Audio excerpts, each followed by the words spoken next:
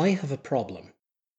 I have an apple orchard that generally provides all the food I need throughout the year, but due to a minor rock slide on the path leading there, I've lost access to it. I expect that I should be able to clear the path in maybe a month or so, but until then I need to be careful to make sure I don't run out of apples.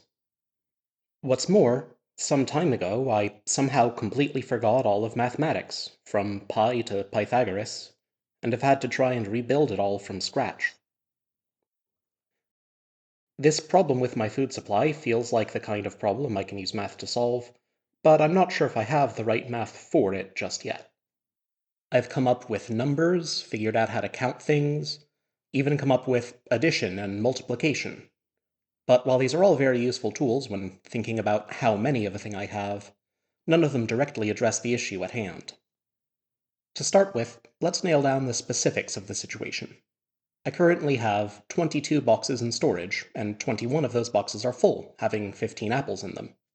The last one's only partly full, with 7 apples in it. Overall, I have 21 times 16 plus 7 apples, which is 322 apples. I couldn't do it forever, but I'm pretty sure that I could survive on as few as 6 or 7 apples each day for a month.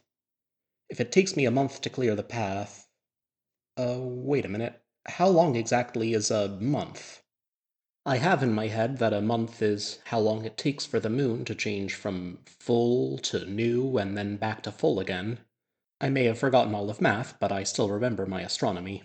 But while I'm pretty sure this change always takes about the same amount of time, I'm not sure what that amount of time is. Of course, I could just check the moon every day and count how many days it takes, but I don't exactly have time to do that. I kinda need to figure this all out before I spend a month clearing the path. Here's an idea.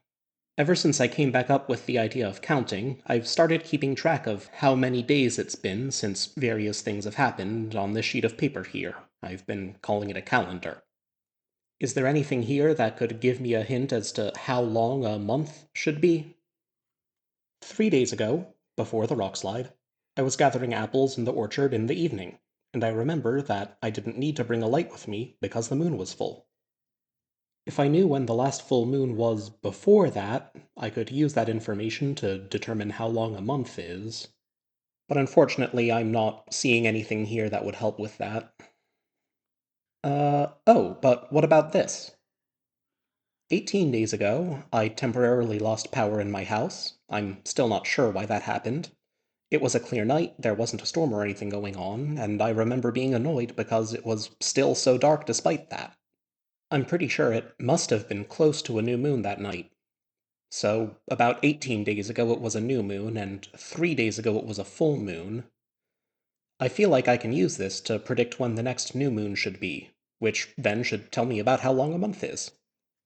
Each day, the moon changes slightly, a little more of it becoming lighter or darker. I'm pretty sure it changes by about the same amount each day. If it took 5 days to go from new moon to new moon, then on those 5 nights the moon would have to look something like this. Of course, I know it must take longer than that. Many times I've looked up at the moon and seen it in between these stages, but it gives me an idea. There's always going to be a new moon, then some number of days the moon is waxing, a full moon, some number of days the moon is waning, and then another new moon. It seems to me that there have to be the same number of days that it spends waxing as it does waning. If this is correct, and it took about 15 days to go from a new moon to a full moon, then a month should be about 30 days. This makes intuitive sense, but given that whether or not I starve to death hinges on this question, I'd like to be a bit more certain if I can. How could I model this situation using the math I've come up with so far? I know it's called a full moon. I'm not completely sure why that is, but now I'm thinking of my full boxes of apples.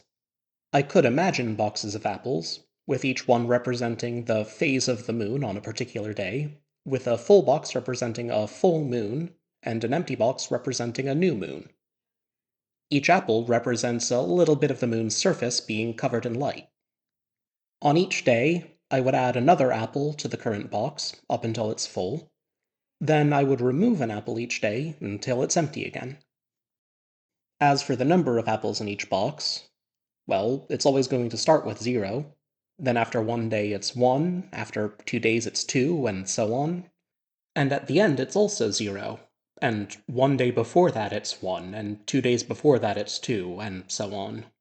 And as for how many boxes I have altogether, well, I always have 2 days with the box having 0 apples in it, 2 with the box having 1, and so on.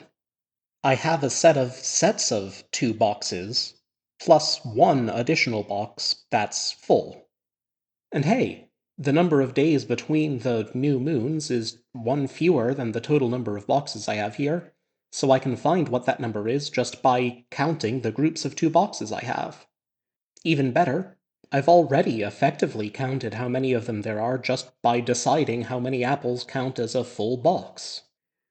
Since the number of apples in the full box is also the number of days it takes to get from a new moon to a full moon, this proves that the number of days in a month, that is, the time it takes to go from a new moon to another new moon, has to be 2 times the number of days to get from a new moon to a full moon.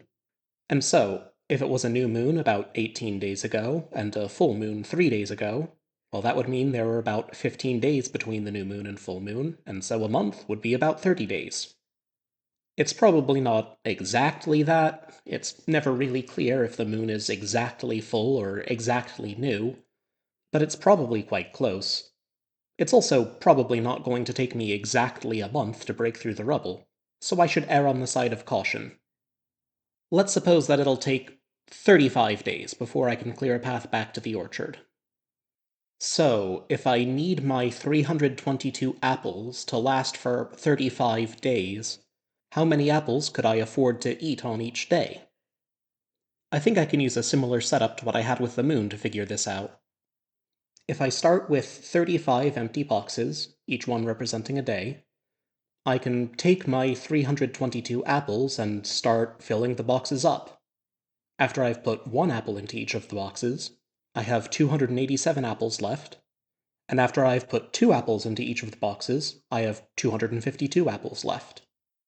Eventually, once I've put 9 apples into each of the boxes, I'll only have 7 apples left over. This isn't enough to put another apple into each of the 35 boxes, and so, if I don't want to run out of apples, the most apples I can eat on each day is 9. That's not ideal. Normally I eat about 12 apples in a day, but for a month it should be more than enough to keep me from starving. It does suggest to me that there's another question I could be asking. How many apples should I keep stockpiled to make sure I can survive comfortably if something like this happens again? This one's a bit easier to answer. If I wanted to eat 12 apples a day for 35 days, I would need to have in total 12 times 35 apples, or 420 apples. What would I have to do to build up that kind of stockpile? How worried should I be about future rock slides? If more rock slides happen like this, is there a chance that I won't be able to stockpile enough apples to survive? The fact that I've survived this long, and hadn't really thought to worry about this before I'd forgotten all of math, suggests that there probably isn't much likelihood of that happening. But still, it's probably better to at least get an idea of what answers to these questions should be. I'm not going to worry about the seasons for now. I know I get more apples in the summer and fall than I do in the spring and winter, but it's early spring right now, so I can use the amount of apples I've been getting recently as a baseline, and know that I might get more, but I'm unlikely to get much less. The last few times I gathered apples, I was able to get about 24 apples in a day. Normally, I eat about 12 apples in a day, and I usually take a day off from apple gathering after each day I gather in the off-season, so I guess that makes sense. Starting from no apples, if I wanted a stockpile of 420 apples, how long would it take to build that up? Well, every day I could gather 24 apples and eat 12. After 1 day I would have 12 apples, and then after 2 days I would have 24, then 36. After any number of days I would just have that number times 12 apples. So, to find out how many days it would take to get to 420 apples, I could do something like I did before, when figuring out how many of my 322 apples I could eat in a day. If I have 12 boxes and 420 apples, I can put one apple into each of the boxes, and then two, and so on. And eventually I'll have 35 apples in each box and no apples left over. Oh, hold on. I'd actually already answered this question, hadn't I? I said that if I wanted to eat 12 apples a day for 35 days, it would take 12 times 35 apples, which is where I got 420 in the first place. So I could have just said that if it takes 12 times some number of days to get to 420 apples, that number would also have to be 35. I feel like there's a way to rewrite these questions so they're a little more obviously similar. For the initial question, I'm considering how many apples it would take to let me eat some number of apples each day for some other number of days. I can label these numbers, let's call them total, daily, and days. And then I can model the question by writing this. For the other question, I'm considering how many days it would take to gather some number of apples if I gather some number apples on each day. I can also label these numbers days, total, and daily, and then model the question in the exact same way. The difference between the two is in which of the numbers I already know and which ones I don't. For this question, I know what numbers daily and days are, and I'm trying to find the number total. And for the other, I know what the numbers total and daily are, and I'm trying to find the number days. If I modify it slightly, I can even apply this same model to other problems I've thought about today. If I consider those 7 apples leftovers, then when I was trying to find out how many apples I could eat each day from my current stockpile, I knew what total and days were, and I wanted to find daily. All three of these problems can be modeled the same way, but there are two different ways that I have to go about solving them. If I know what daily and days are, then total is just daily times days. But if I know what total and one of daily or days is, then I have to do the thing where I take a bunch of boxes and divide apples between them.